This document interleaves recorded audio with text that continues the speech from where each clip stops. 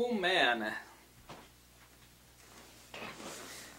Several people were asking me to do the George Takei imitation because I did it so lovely and on some other videos, so. Oh my. Uh, lens coatings. Now, there are a couple famous YouTube personalities that are very fond of talking about magical unicorn coatings.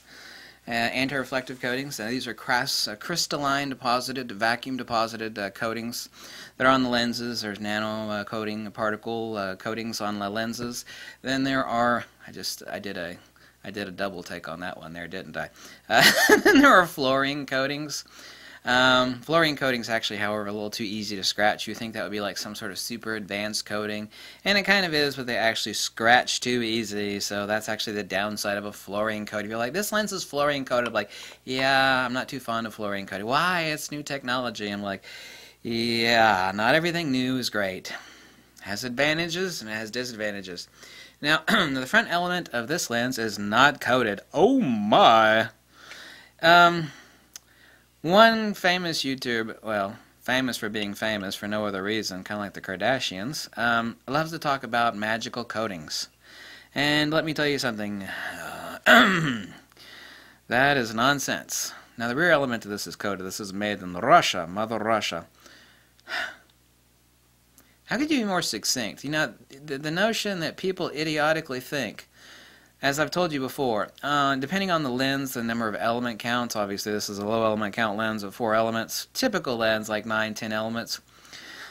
The coatings relative to the glass in that lens exists at a ratio of 1 to 100,000 plus. It could exist at a ratio of 1 to 1 million plus. This as far as thickness, I mean, what the light actually has to jump through to reach your sensor. A ratio of 1 to 1 million. That's how thin those coatings are. You see, Russians are famous for cutting corners. I lived in Mother Russia, you know. I lived in Mother Russia. I lived in Leningrad. I lived in Vladimir. And I've been all over Moskva. Moskva, ненавижу тебя, красный городок. No, I love Moscow, except for all the crime. Russians cut the corner on this lens. They coated the rear element, which is very important, you know, because that's where the light is dropping out onto your sensor. Well, in this case, the film. Weren't sensors back then, but film. Film is a sensor, by the way. Duh. Didn't need to coat the front element.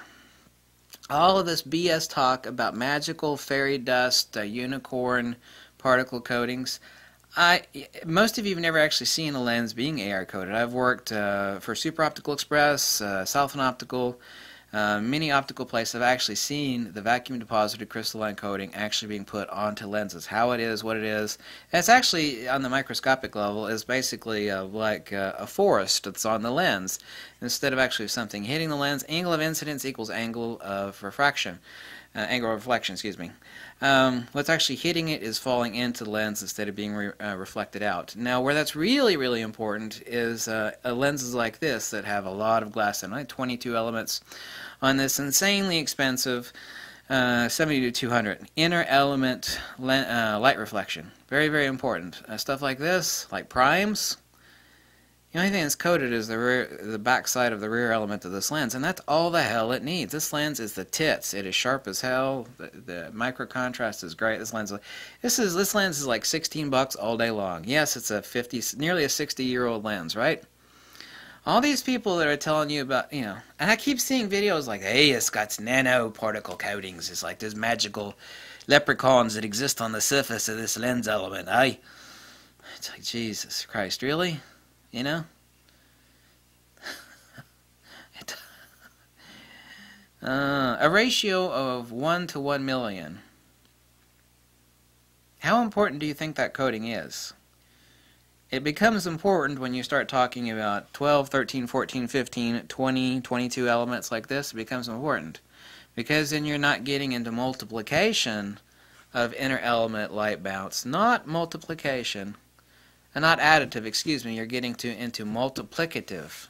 In other words, like 1 times itself again. You start with 1 and you very quickly end up with 1,000,000, right? So you end up with multiplicative issues of inner element light bounce. The light's actually bouncing between elements because it's not coated. That's where it's important. But the notion that like uncoated lenses like this Or, you know, like some of these old, awesome, old lenses, like some old Voigtlanders, or some old Leica lenses, or, you know, some, oh God, there's so many of them. German lenses, let's just say German lenses, or the Japanese lenses. I mean, Vivitar subcontracted with like 13 different companies. A lot of them, their front element isn't even coated, or it's very poorly coated. Like the Genetessar here, this old lens, the front element is very, very weakly coated. Very weakly coated. Very weak. This lens will make images just make your heart melt. So, you know, that nonsense can either continue and you can believe it, or it could stop. You know, it's about what you know. It's about educating yourself. You know, just don't buy, oh, I'm not going to buy that lens because that's back before they, like, perfected optical technology. I'm like, really? Some of the best photographers on earth with unlimited funds are like, why are you using that old, like, 60-year-old lens there, Mr. Super Professional, Ultra Awesome, Famous Photographer? Because this lens is the shit. That's why, because there's nothing that's made today that's like it. And that is what their answer is. They won't say it like that, but they'll basically say it like that. It's like, why are you using that old, you know, that old Leica lens? Man, it's beat up. It's like brass. The brass is showing through. It's like, why? You know, you got lots of money. You're famous. I mean, these people could get free lenses from anybody they want. They just call up the phone. It's like, hello, yeah, I'm Mr. Famous Photographer. Send me out some of that free crap, you know? I'll, like, shoot with it, and then people see me shooting with it, and then they'll want to buy it. And they're like, oh, yeah, we'll overnight that lens to you. Not only do they can afford it, they don't even have to pay for it. Ask those hardcore famous photographers why the hell you're using that old crap. Why? Why are they using those old lenses with radioactive elements in them? So, there's all these people on YouTube. They're like famous YouTube personalities of photography. They keep telling you about magical fairy dust coatings on the lenses. And they are blowing smoke up your skirt. They are. They're blowing smoke up your kilt. Okay, if you're a guy, then it'll be a kilt, right? That's what I need for these videos, too. I need a kilt. It's like, we don't want to see that. I'm like, I know, but it would be so funny. Someone in Scotland, please send me a kilt. I'm going to make these videos, except I won't sit here with my legs open. I'll edit out that later. That would be so awesome. They'd be like, oh my God, you got to come see the fat tattooed guys wearing a kilt in this video. Someone sent me, make sure it's like a plaid kilt. I'll do it. Don't dare me to do it. I'll do it.